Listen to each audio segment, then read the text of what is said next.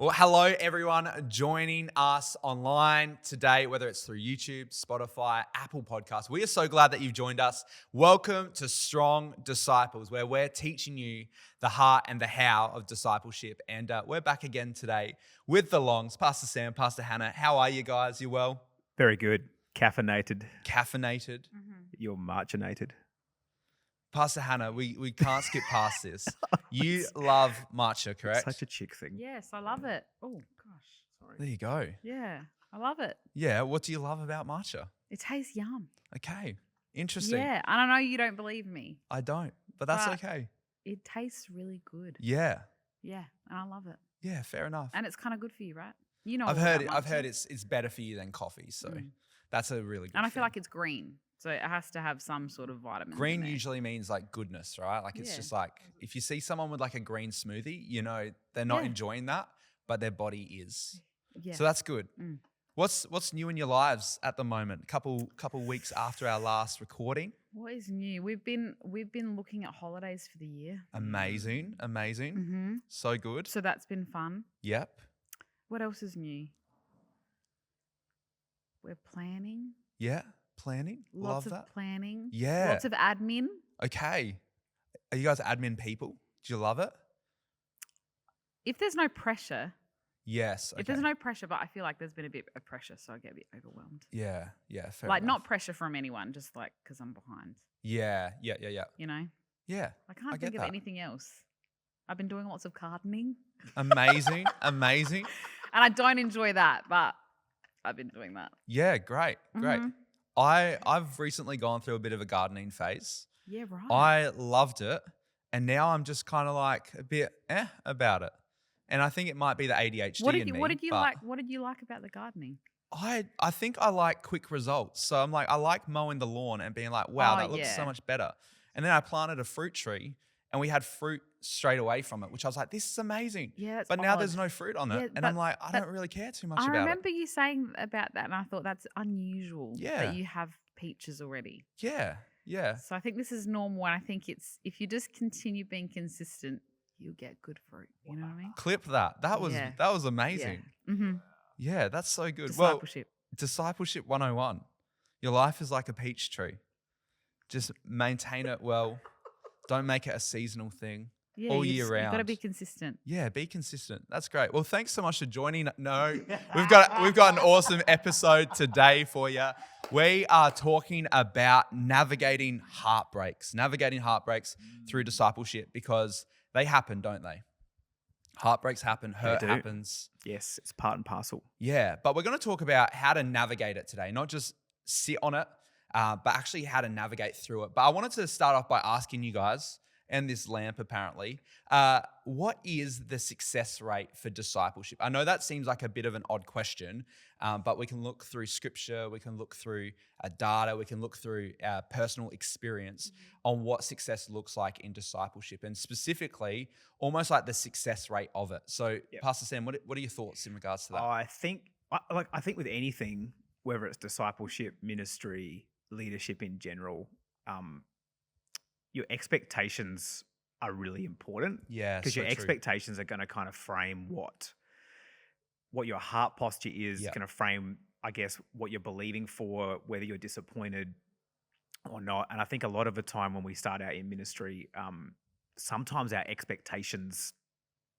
are too high. And True. so when those expectations don't get met, we can kind of slip into disappointment and get all these Yeah. kind of things. And it's Yep. not just true in ministry, it's true in life as well. Like pretty much all of our conflicts that have ever happened has been because of one of us had this expectation, another one has had this expectation. Yeah, The so expectation's not true. met. Yep. And so there's a conflict. And so Yeah. I think a lot of the time when leaders feel conflicted and when you're discipling people and you feel conflicted and there's a lot of tension, sometimes that actually comes back to the fact that our expectations about how easy this is going to be, what it's going to look like, Yep. haven't been in the right place. And so then we're surprised when something maybe breaks our heart Yeah, or wow. surprised when something doesn't go well. Yes, It's like yep. maybe I'm not meant to be a leader. Yeah. Maybe I'm a bad discipler. Maybe I'm not called to this Yep. because this guy's dropped out and this Yeah, thing's yep. happened with her and there's this tension here. And a lot of the time, and probably maybe if you're not leading other people, you might not be aware of this, but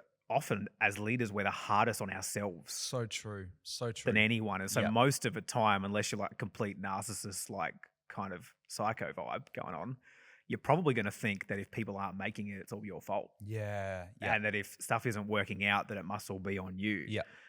Most leaders I know, certainly us, we've definitely gone through that journey of like having to, and it's a good thing because disappointment causes you to self-reflect and to So go, true. can Yep. we change? Can Yeah. we do things better? Is there some things we do differently, of which we have a very long list over the years of things that we're now doing differently to what we used to. But in the midst of that, I think it's really important to have room amidst your own self-evaluation and reflection to Yeah. also understand that actually, as heartbreaking as it is to recognize that not everyone is going to make it, and there is Yeah. going to be heartbreaks along the way Yeah. It's and true. disappointments along the way. And I Yeah. think if you don't expect that, you're going to be really confronted when Yeah. it starts happening, and you're going to interpret it 100%. incorrectly and actually lose your motivation, lose It's your true. drive, Yep. lose your faith, because you're thinking, man, if people aren't making it, it must be my fault. If Mm. people aren't making it, there must be something wrong with me. Wow. If Yep. people aren't making it, this can't be going well. And there's a few ways to think about this. Like the first one I think of is one of the best disciples I know, Pastor Jordan, is a guy called Jesus. Come on. Very good guy. Wonderful discipler. And he had 12 disciples, and not even Jesus, the Son of God, had a 100% success rate. Wow. So I think about that. I'm like, if Jesus, the most amazing leader in history, Yep. literally the perfect leader, Yeah. who always knew the right Yeah. thing to do and the Yep. right thing to say and when to say it and how to, if he had Judas, I think my expectation should be that potentially Yep. not everyone I'm leading is going to make it, Yeah. and perhaps weaknesses in my own leadership are a part of that. Yeah. But perhaps as well, there's things in the hearts of those that we're leading Yes. that aren't in the place they need to be in order to go on the full journey. Yeah. And sometimes people are going to be with you for a season. Sometimes things are going to end well. Sometimes they're not. This is just all different things that happen. And I think the first time I heard this, it really set me free. And so we were talking about this today when we were talking about, man, we're going to talk about the heartbreaks of discipleship. Mm. I can't say I was like the most excited Yeah. for this episode. Because it's like, it's actually a hard thing to talk about. 100%. But yeah. one thing that I really, really, really helped me was Matthew 13, which is the parable of the sower. Yeah. I like to call it the parable of the soils because I think it's kind of more Love about that. the soils. Yeah. But Jesus talks about these 4 soil types, right? And essentially the idea is that the seed of the word is planted in these different soil types. You know, you've got the thorns, you've got the rocks, you've got the path, the hard places, and then of course you've got the 100-fold soil that Yeah. reaps Yep. 100-fold what Yeah. was sown. Yep. And I think a lot of the time our expectation is when we're sowing into people, everyone's going to be the 100-fold person. Yes. So And when it true. doesn't go that So way, we're true. like, what did I do wrong? And yet Jesus in his wisdom knew we were going to face these challenges and knew that we were going to have to navigate leading people who weren't going to make it. Mm. And actually, it's a real encouragement and confronting to know that Jesus actually says in this parable, essentially that only 1 in 4 are going to make it. Wow. Because only 1 out of those 4 soils actually made it to the end Yeah. and reproduced Yep. and became 100-fold. Yeah. So I think Jesus is actually setting our expectations as leaders, as disciples, as those walking with people, and trying to give us a realistic, I think, understanding of human nature Yeah. and of the human heart to say, hey, sow into people like every one of them is going to be the Yep. 100-fold, Yep. but know that maybe only 1 in 4 are going to make it. Wow. Yep. And that's actually been the heart posture that I've tried to keep amidst, you know, leading for years now and discipling people and raising people. You know, having that heart posture that's like, man, I'm going to sow like you're the 100-fold, Yeah. but I'm also going to know that potentially you might be the 3. Wow. And that kind of sounds brutal. Yeah. But as a leader, you've got to have that expectation, that understanding, because if I don't know that and I don't understand that from what Jesus has said and how he's painted this picture, I'm going to live in a perpetual state of fear. I'm going to live in a perpetual state of so true. self-doubt. Yep. Because if I believe that everyone who doesn't make it, that's on me, then I'm never going to lead. I'm never going to make decisions. I'm going to lose the wind from my sails. I'm going to lose the fuel I need to keep going. Yes. Yeah. Because I'm going to think that it was a lack in me. But often what the parable of the sower or the soil shows us is that it's the contents of the soil itself. It's so true. Yeah. And the soil, of course, is the heart. Yeah. That decides ultimately whether that seed is going to bear fruit. Yeah. So you can have the same seed, the most amazing seed, the perfect seed in the soil. Yeah. But dependent on what is in that soil Yeah. is going to decide whether that seed yields a harvest. Yeah. So sometimes we blame the seed and we think, I must have bad seed. This must be bad seed. There must have been a problem with the seed. But often there's things in the heart of the one who's receiving that are preventing them from becoming all that God's called them to be. Yeah. And so I think that's really helped us Yeah. on our journey of leading people and understanding this. Like, I want to believe God for a higher rate than 1 in 4. Yeah. Yes. Come on. And that's not always the case. That, often a lot of people do really well and they go for years and it's amazing. But I want to know and have wisdom in how I'm leading. Yeah. So that I can keep leading. Yeah. And yeah. keep knowing that what we're doing is worth it. It's fruitful. And the amazing thing about the 100-fold soil is that the 100-fold soil is 100-fold, which means that the one that makes it actually makes up for all those who don't. Yeah. Because it's reproducing more than even the 3 soils that didn't make it would have. Exactly right. So it's incredible when you look at the journey of like walking with people and the ones who make it and receive the seed of the word and receive discipleship and receive correction and receive encouragement and receive all that. What happens in their life is so exponential that it actually makes all the heartbreak worth it. Yeah. And that's what's so incredible true. when you see people rising up and they've been able to receive the seed and grow. Is like what God does in their life is so amazing and exponential that it's worth all the pain it took to get there. Yeah. That's incredible. You mentioned there that there's almost 2 mindsets that you can take, and there's the mindset of, oh my gosh, every soil is going to bear nothing, and therefore I'm going to reserve my life, reserve discipleship. Or there's the other side of the scale and pendulum that we're talking about, where it's like you could, if you're not aware of how this works and how the different soils take place and have their role, you can also find yourself in the other boat of just like thinking that everyone's going to be successful, everyone's going to make it, and everyone that I sow into, everyone that I disciple is going to just have 100-fold hearts and 100-fold ministry and 100-fold lives. Yeah. But the reality is like you were saying, it is like statistically almost like the 1 in 4. Yep. So how do you then navigate from a place of not living on either side of the pendulum, but actually living a life of being like, I'm going to sow, like you were saying, Pastor Sam, I'm going to sow my whole life into these guys, but I'm also going to be aware that some of these guys won't make it. How do you make sure that your discipleship is almost unreserved, but then also you are protected to some extent? Is there a way that we can navigate that? Yeah, there certainly is. And I think we've really grown in this. And I think that one of the most important principles here is, I think a lot of the time as leaders, we carry hurt and we carry pain from people who either betrayed us or turned their back on us or said hard things or walked away, or, we can carry that with us.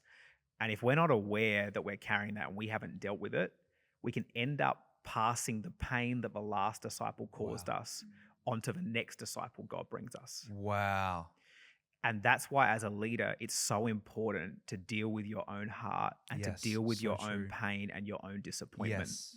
Because if we don't bring these things to God, if we don't bring our heartbreak to God, if we don't bring our disappointment to God, our pain, our own wanting to make right and prove other people wrong, and all, if we don't bring that to God, we're going to end up taking that out on the next person God brings us. Wow. And a lot of the time what happens is you see these leaders and they've gotten cold. Yep.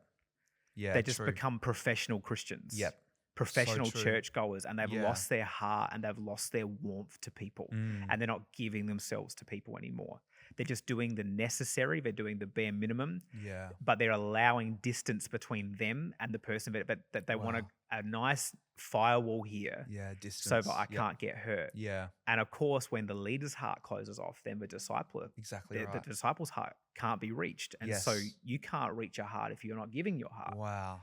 And so what Yeah. happens is like, I let the pain from the last guy get taken out on this guy. Yeah. And now this guy can never become who he's called to be because I'm treating him as a reaction Yes. to the last guy that hurt me. Wow. Yep. And this is where it really becomes a tragedy, is then it becomes this loop where it's like no one's growing. No one can become the 100-fold Yeah.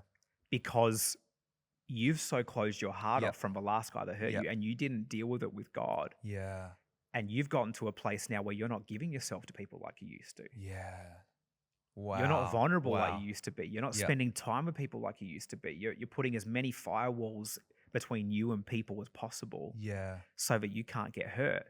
And can I just say that's a tragedy? It is. Yeah. It's a tragedy. And it's why, as leaders, we've actually got to deal with this pain So true. and deal with this stuff, because if we don't, we're going to end up taking it out on the people who are Yeah. awesome. Yep. Yep. These awesome people that God's bringing us Yeah. aren't going to get the best from us because we haven't dealt with the pain of what the last person Yeah. did or what the Wow. last person Yep. said. You know, and Sam Chand has got this amazing book called Leadership Pain, and he talks about basically that the highest level of leadership you can go to is the most amount of pain you can endure. Wow. So it's like That's crazy. literally your leadership ability is your pain ability. Yeah. And I would say the same with discipleship. Yep. It's like however strongly, deeply you want to disciple people, you have to be able to bear a higher level of pain. Yeah. And if you can't bear a high level of pain, or you won't deal with pain, or you won't bring pain to God, you're not ready to disciple people to a high level. Wow. Because if you want to take people up to the next level, if you want to disciple big people, they're going to cause you big pain. Yeah. And it's not because they're bad, it's because they're human. Yep. Exactly right. And so you got two options. I got to learn how to deal with my pain and bring it to God, Yeah. or I'm going to cut people off to such a degree that they can never hurt me, and then I'm never able to disciple them. So Wow. we've actually got to learn how to deal with our pain, deal with our Yeah. disappointment, Yeah. deal with our heartbreaks, because if we don't, the next person who hasn't done anything wrong, Yeah. they're the one that's going to get taken out on. Yeah. And we don't want that. Yeah. We want to keep our hearts in a place where we're able to keep reproducing 100-fold people. Yeah. Yeah. Oh, that's amazing. That's so good. I remember hearing this quote a while back that was talking about what walks in you will run in your disciples. And I think it's so important. You know, we've kind of like centered this whole season around the heart, right? Because we know it's so important. But I think it is so important to address these heart things so that when we go to disciple the next time, or the next young person, or the next leader, we're not carrying across that transfer of heartbreak, heartache, of discouragement into the next life, into the next disciple. And I think it's so interesting because even the way that you disciple people will almost show them and teach them how to disciple others as well. Yeah. And so if you're carrying across this hurt and you're carrying across this coldness, guess what? You're going to raise disciples that are hurt and cold. And the church doesn't need that. The church does not need cold disciples. They need strong disciples. And so it's really interesting when hurt comes into the picture, when coldness comes into the picture, when discouragement comes into the picture. But Pastor Hannah, I'd love to ask you this morning, what are some of the things in discipleship that can hurt us? And I know that's a pretty broad question, so go wherever you want to go with it. But what are some of the moments or things that can happen to us as we disciple others that can really put us into a place of hurt, of discouragement, of coldness if we're not careful? Yeah. Okay. Is it okay if I rewind real quick just to add something? Please. Okay, Please, cool. go for it. I wasn't sure when to interject, but even what you were saying about the seeds and the soil and all of those things, I think also like to get past that hurt, because I think question just prior was just like, how do you like move past that to be able to disciple Yeah. your next people?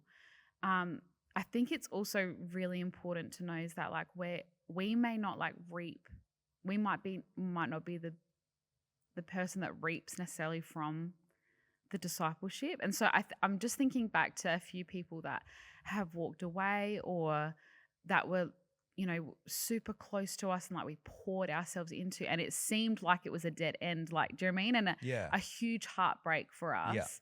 But even in the last like few months, seeing them planted in, not in our church, but in church, being discipled, the healthiest they've ever been, and them being able to say, like, what you sowed, it didn't go to waste. Wow. You know what I mean? And it's just like, we also need to know that what we sow, like we in the sight of God, like we're responsible to care for people and to sow into them, not if we get to benefit or, you know what I mean? So good. But also to know that we can also hold them loosely in that like they're going to be on their journey and that we can trust God with the outcome, and that even if they might be, you know, not the 1 out of 4, do you know what I mean? Maybe they are one of the 3, that it doesn't mean that maybe they're not, it's just for us, like, but maybe, you know, in 5 or 10 years time that their journey will begin again, and that our responsibility is not getting the outcome. Our responsibility is them where they're at, and knowing like God has grace for us to all go on our journey. So we have to also have grace for those people. So good. And I think that helped me as well. Like being able to, it's just like time, right? It's just like being able to see people over time and then being like, oh, okay, so this motivates me because I might not always get the result, but their life is richer because even if I don't see the garden grow or like I don't see the outcome, but that it wasn't about me receiving it anyway. It was about them making it in the kingdom of God and all of those things. So that helped me as well when I was able to see that and know that it was really so worth it, you know? Yeah. But what are some of the things that hurt? Yeah. I think, what are some of the things that hurt? I think when you're really misunderstood, like as a leader, I think if your intentions are misunderstood or I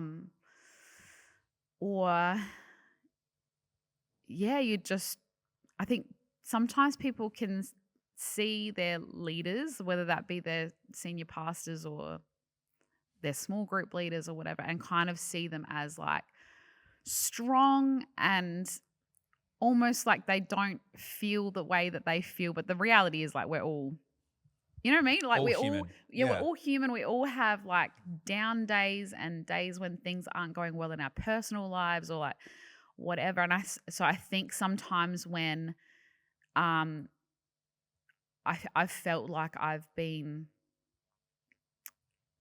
judged harshly because of maybe something that had nothing to do with church or whatever, but just stuff, do you know what I mean? Like, it's just like, but you don't know what kind of week I've had or like what kind of month I've had, you know? So I think that, I think what really hurts is when you willingly give everything to people. And I think especially earlier on in our leadership journey of like, just believing that everyone makes it, and just because we're close or just because like we're besties or whatever, that it's all going to turn out and like we're the exception to the 1 in 4 rule. You know what I mean?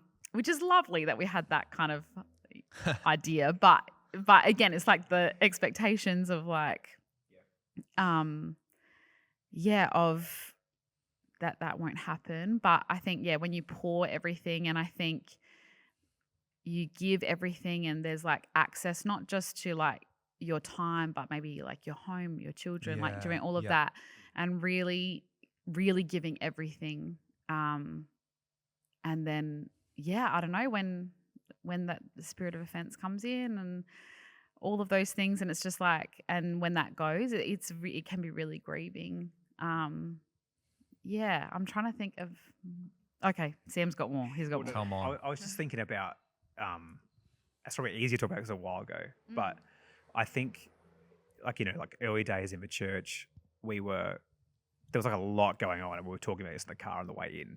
So many dynamics going on. New church, people just a random group of people get slapped together, try to bring everyone into your world, all this stuff. But a really big thing, talking about being human was, like for us, like my wife had just given birth to twins. Yeah. As crazy, like, and I don't want to go too deep into it, but, I would say borderline, you were having some postnatal depression essentially around that time. Like it was pretty rough, like 2 newborn babies, weren't sleeping basically we just weren't sleeping for a year. And that was also the first year of our church. And I think one of the things that you found really difficult in that time was there was like a bunch of girls who were like, Hannah's not doing this for me, Hannah's not doing this, she's not enough, she won't give me this. And most of them were like single, no responsibility. Like, and she's drowning under the weight of newborn babies, a new church, struggling with essentially like depression and trying to figure out, how do I do this life, and what have we done to our life? We've just planted a church and had these twins and all this stuff, and people's crazy expectations on it, and getting offended and carrying that spirit of offense that you didn't do this and you couldn't do this, and all those kind of things was so hard, because it was like me watching that as a husband. I'm like, she's doing everything she can just to like live, to get changed today, to be at church and worship lead, to take people into the presence of God when you're in such a place of struggle, And I think those moments and those seasons are the times where if you let it, you can just think people are the worst. They're not able to see our struggle. We're not able to see our pain. So let's, what? These guys walked away because I couldn't give them enough in that season. Let's just not sow into anyone anymore. Wow. Let's just do professional church where we come and go and there's 1,000 firewalls and no one has access to us. And they've got to go through 20 people before they can talk to us, because it would be so much easier to do that. But it's not as hard and painful as that season was for us, with us, I guess, being unable to meet so many people's expectations because we were just trying to stay afloat. We had to make a decision that we're going to love people, not because it's always easy, not even because we're always going to see the direct benefit. Like the peach isn't always going to just pop off on that tree. That's right. But because Jesus called us to love people, man. That's right. Yeah. Like at the end of the day, it's like he called us to love. And sometimes love's easy and sometimes love's hard. Sometimes love's reciprocated, sometimes love's not. But our job isn't the outcome. Our job is, the process and the time. And, it was like a crazy season for us. Like I remember like one person being like, you guys were unquestionable. We could never ask questions about what was happening at church and blah, blah. This person we literally had at our dinner table, probably I reckon 15 times in a year for hours talking about questions at all, but it was never enough. And that can get you to a point where you just don't want to give. But we've just made a decision that, I think about you and I'm like, how amazing you are. Guys, this guy's awesome. He's amazing. He's a 100-fold person. It's like, if we'd given up because of those people, maybe you wouldn't be here, or maybe you wouldn't be doing what you do. I don't know. I'm like, how many other people wouldn't be blessed and wouldn't be thriving, or maybe even wouldn't be saved if we'd given up? Wow. Yeah. Because it's too hard and people are too mean. And this is too crushing and the expectations are too great. Like how many now hundreds and hundreds of stories wouldn't have happened if we had. And so I think one thing that really helped us was we went to a great conference in Singapore, Generations Conference at Heart of God Church, and Pastor Howe said this line that was so amazing. And the first time I heard it, it literally set me free about sowing and reaping, because we know the principles scripturally of like sowing and reaping. So you reap what you sow. What you sow, you reap, and we all understand that. But he said, it's true, you reap what you sow, but you don't reap where you sow. Wow. So, oh my gosh. So it's like, it was crazy because to me, it was like, oh my goodness, this makes so much sense. Yes. So it's like, I might have sowed love in you and never reaped it, but I'm actually reaping it in another person. Yes. Yeah. So I might have sowed investment into you and never seen an outcome, but I'm actually reaping it in someone who made it. Yeah. And it's like, if your expectation is that you're going to reap where you sow, you're always going to be disappointed. Yeah. But if your expectation is you're going to reap what you sow, you're always going to be delighted. Wow. Because the very people who said really hurtful things and all of that, especially in those early days and those tough pioneering years, the very things that a lot of those people were kind of saying are the opposite of what those closest to us are saying now. And it's like the spirit they have is the opposite that the closest to us have now. Wow. Like where there was entitlement back then, there's gratitude now. I can't tell you how many texts I get from our leaders like, thank you for giving me this opportunity. Thank you for letting me do this. Thank you for letting me be a part of this. And it blesses my heart so much because when you see people let go of entitlement and you see people who have a bad spirit, or you see people who have entitlement and you can never give them enough, but you love them anyway.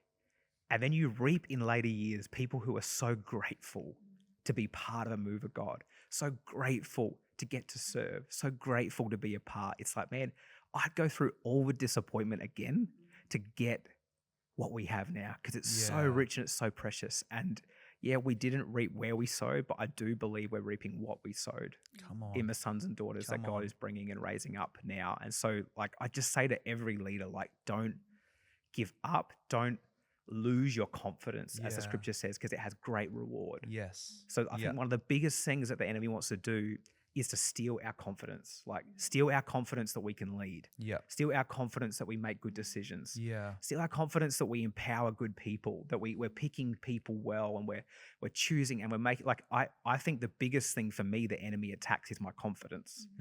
Get me to doubt that I can lead, get me to doubt that I can raise people, because he knows if he can steal that, we're done. Yeah. Because you need so much confidence to do this stuff, man. It's like it takes a great deal of boldness and confidence to lead a church, to lead people, to disciple people. Even like people listening to this who are running a small group, it takes so much confidence to pour yourself into that group. Like strong disciples coaches in our church takes so much confidence to like choose to pour into people and even share your own heart and story. That takes a lot of confidence. Like I think about youth leaders choosing to pour into our young people and young adults leaders pouring into you. It's like it takes so much confidence, and what the enemy wants to do is steal your confidence through heartbreak.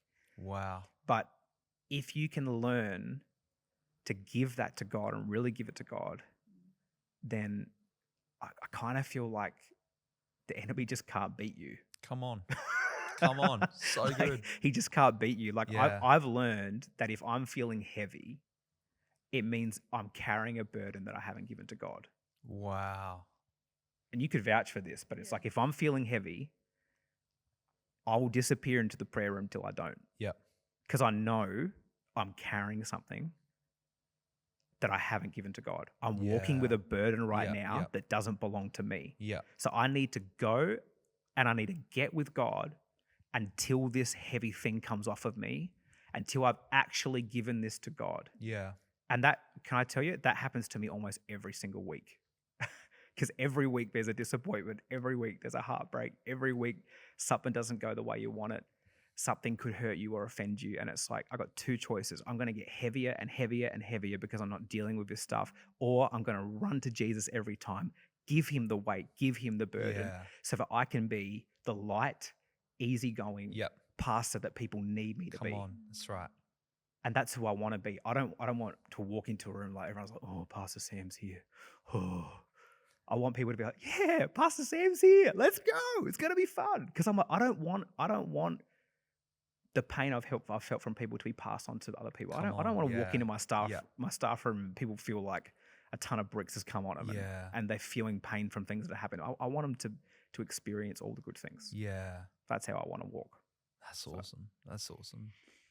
So good. So good. There's so much to process there, and it's amazing. Do you have anything to add, Pastor Hannah? I don't think so. I think you said everything.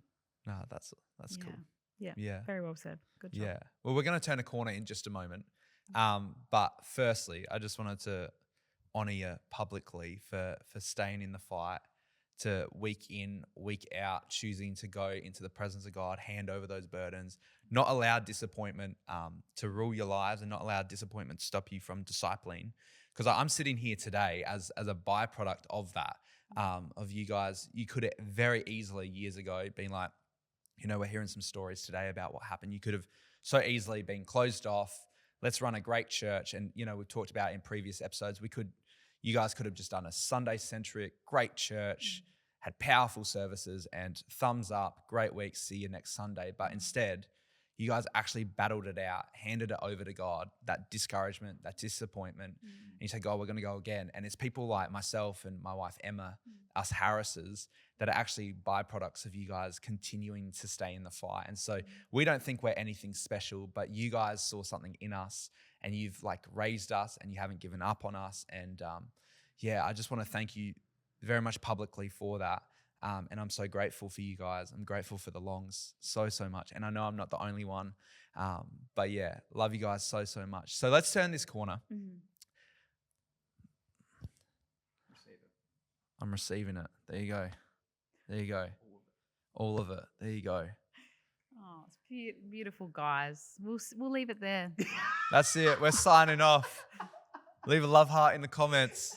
No, let's turn this corner, because I really think it's important today to not just talk about what we've gone through, but how we've charged on, and how we've changed or how we've used what we've gone through to really get back in the fight, really disciple well, and really see strong disciples raised. And so I wanted to kind of turn the corner here and ask you guys, after discouragement, after disappointment, after maybe some hurt or something that didn't go your way, or someone walked away, how do you navigate your life to a place and your heart to a place where you get back up again and you disciple again? Even though you were hurt, how do you disciple again? Even though you were discouraged, how do you go again? Pastor Hannah, I'd love for you to speak on this, because I think you are an incredible discipler. Thank you. But yeah. Well, I think you have to process it and grieve, and you have to give it to God, like what Sam was saying, and you have to die to your flesh, because I think especially in those early years, and of course, the enemy, again, it was just discouragement, and he loves to destroy things when they're in their seed form, and when they're so the vulnerable, the young. So of course it was so intense at the beginning, because the enemy was just like, let's kill this thing before it even starts.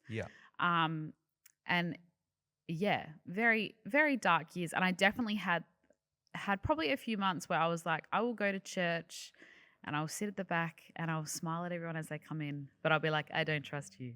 I don't trust you. That's literally what I would think in my brain. Because I just felt so hurt, and I just felt so just a shell of a person, really. And so I think, you really need to grieve. You really need to then give that to God and really lay down your hurt and your brokenness. And then I think you have to do what we tell people we disciple to do, is that to forgive the people that have hurt you. Because, and we've said this to people, we're going to hurt you.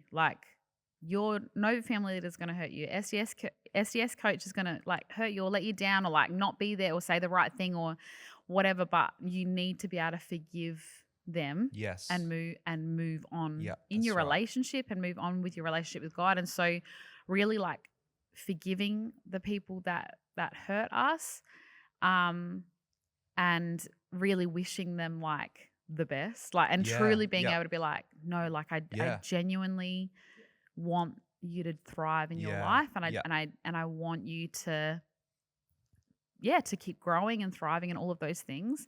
And then really, for me, it really then just comes back to obedience. Yeah, so true. So if you've been hurt, you processed it, you've given it to God, you're forgiven, and then you have to make a decision: will I be obedient or disobedient? Wow. Because I can continue to like protect myself. Yeah. But then I'm being God and I'm protecting myself instead of letting God protect myself. Wow. And then I'm trying to talk. Clip that. That was unreal. That is good. And resume.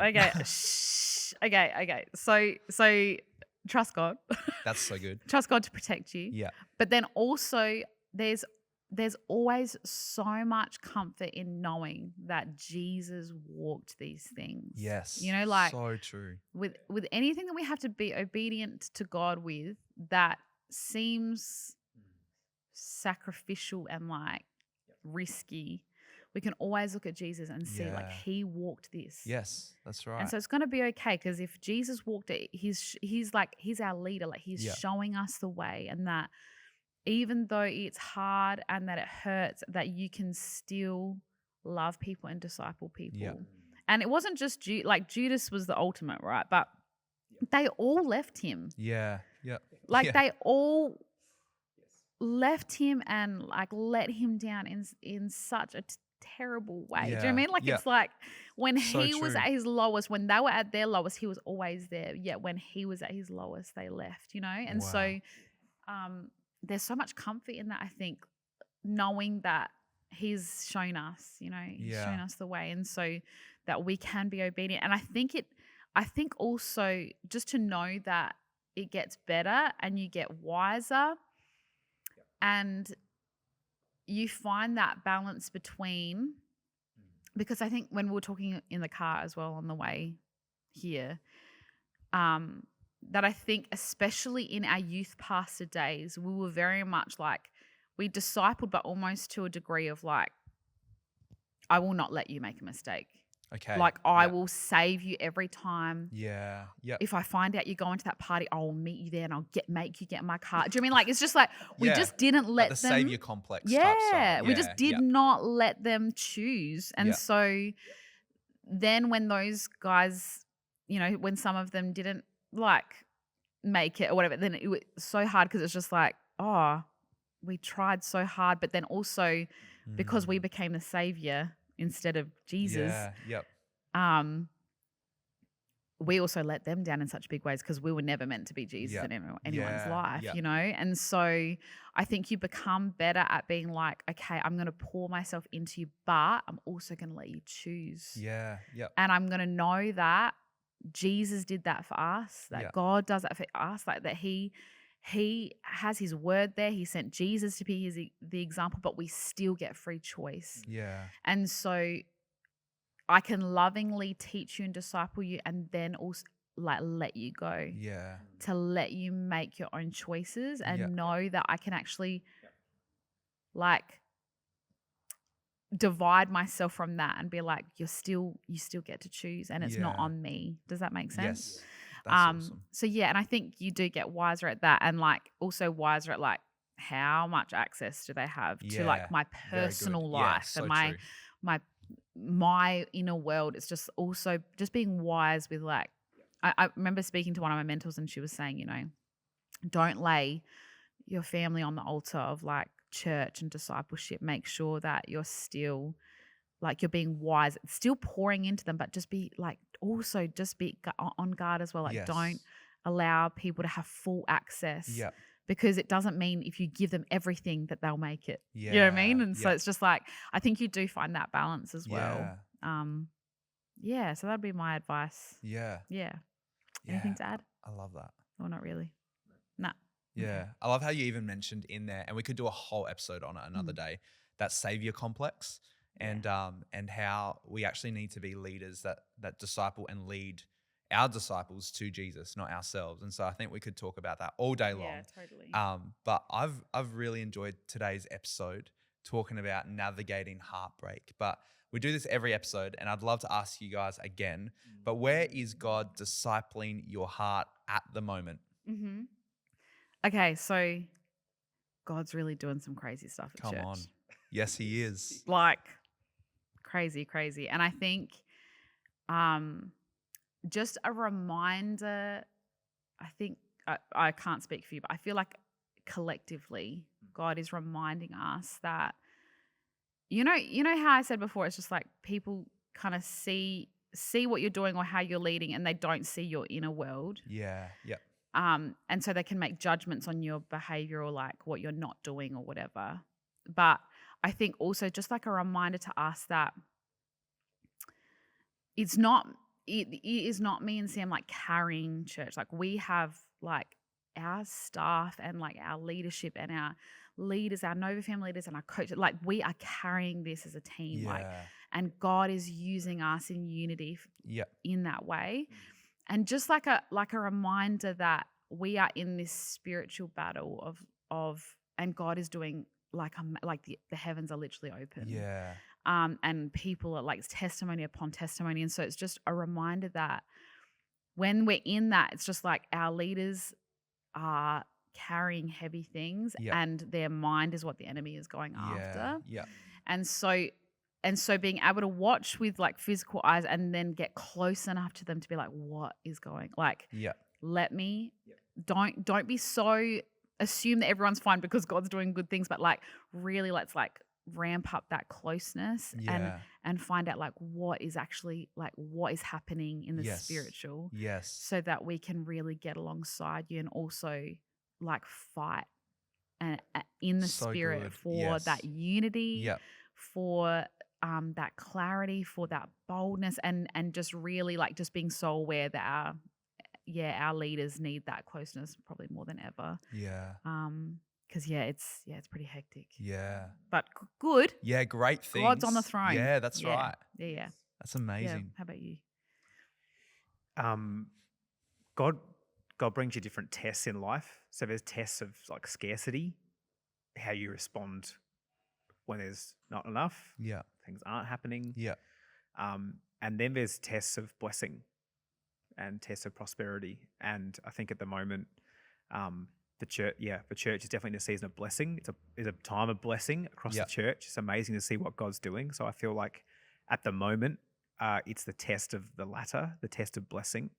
And I think for me, for our church right now, it's like, I think prayer is the ultimate marker of whether you're in pride or in humility. Yes. Yeah. And so for me personally, I'm feeling so challenged on prayer. Yeah. Because prayer is the metric ultimately in your life that proves whether you're dependent on the Lord or not. Yeah.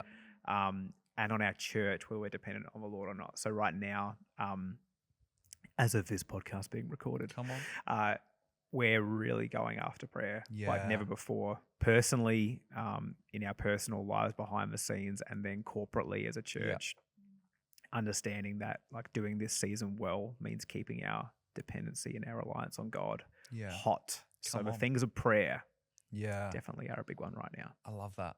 It's so cool what God's doing in the church at the moment, hey? It's amazing. Absolutely amazing. Yep. Any final comments, guys? Any thoughts? I'm believing for your peaches, mate. Come on.